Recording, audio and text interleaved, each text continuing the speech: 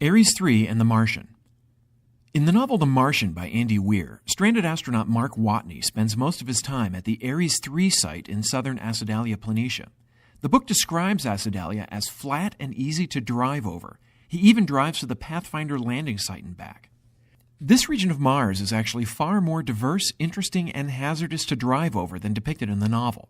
These two images are close to the Ares 3 landing site as shown in a map at the front of the novel, and show many mounds, perhaps ancient volcanoes resulting from lava-water interaction or eruption of muddy sediments.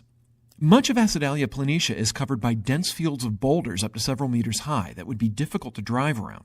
There are also fissures associated with giant polygons with steep rocky slopes that would be impassable. There are elongated fields of dense secondary craters where the surface is extremely rough at scales near the size of the rover. When our hero travels into Arabia Terra, it's described as much rockier than Acidalia, but the opposite is generally true. Much of Arabia is dust-mantled and smooth at the scale of a rover.